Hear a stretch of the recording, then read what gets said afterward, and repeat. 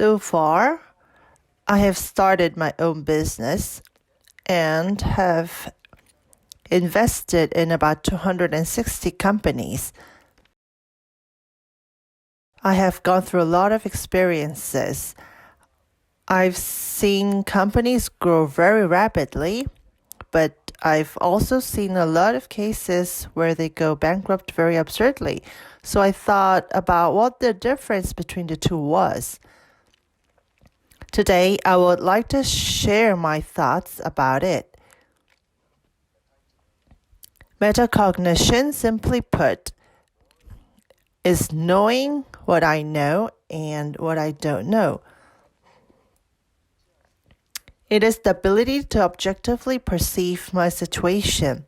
This metacognition has been around humankind for quite a while. Socrates said, "Know yourself." In Tao Te Ching, there is also a saying, one of my favorite verse, that knowing you don't know is the top or the highest level. Knowing what I don't know is a good thing. What it calls disease is when you don't know what you don't know. That's disease. So to speak,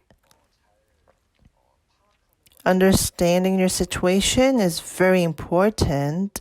It was emphasized by Lao Tzu. I can be foolish. One should keep that stance. To learn new things and worry about the possibility that I'm wrong so I can make up for it.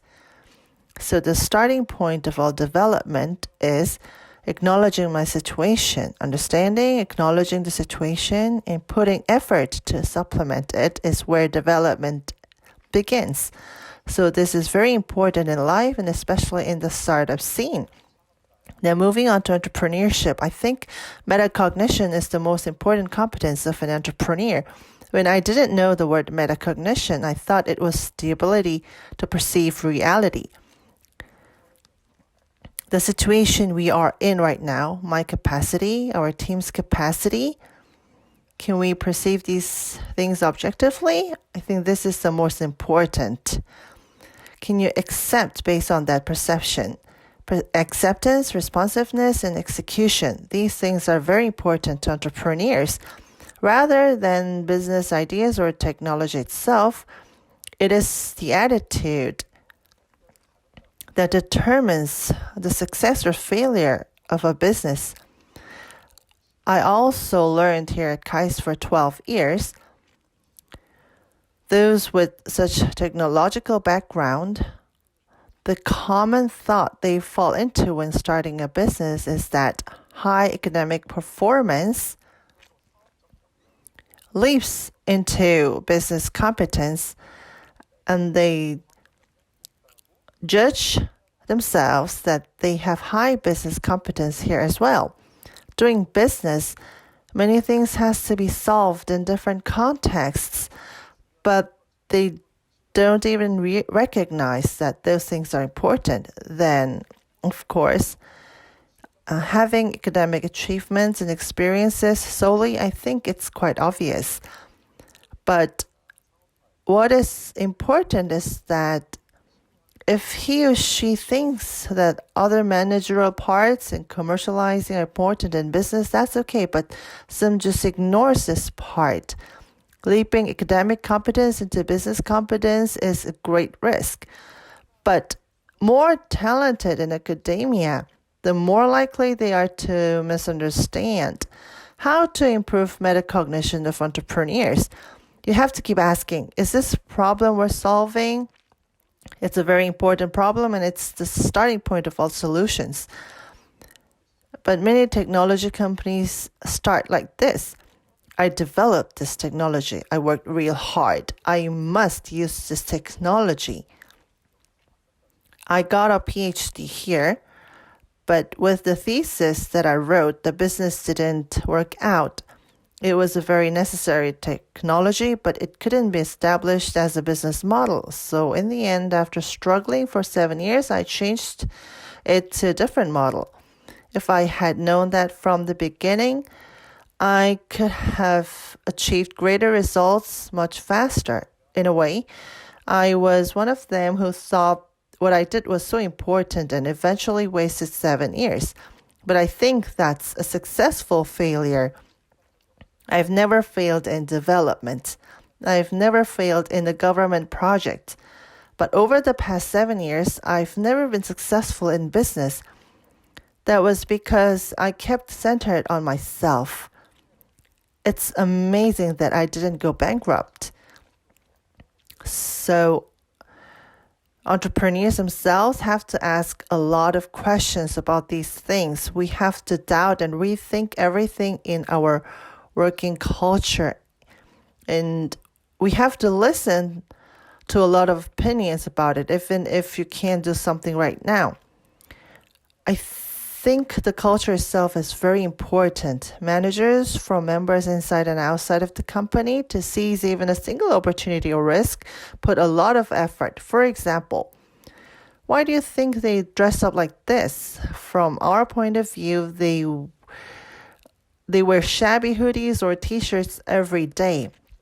I think the biggest purpose of this dress code is to show that I am a person who can talk comfortably with. The same goes for space. This is a picture of Bluepoint's first office. When you come in, you should be able to talk deeply about anything, even the worst situations.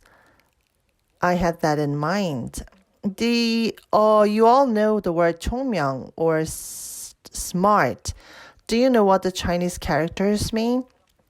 The character 총 means having good ears. It is nothing to do about the smartness of the brain. 총 is having good ears and 명 is bright eyes. In a way, rather than being smart, I think that has more to do with metacognition.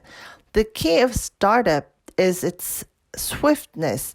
Opportunities and risks are here, so let's dodge them or let's seize them. We can respond immediately, communicate, decide, and execute. That is the greatest competitiveness. However, if the culture or the CEO's metacognition itself is not ready, all the warnings and opportunities coming from around, you will miss them. I categorized some failure types of entrepreneurs. There's a team that overestimates the company's capacity, very typical. Our company is so great, the technology is state of the art. When you overestimate, what happens is, first of all, it's hard to hire people. The company haven't reached 90 yet, but the CEO thinks we are at 90 and all we have to do is 10.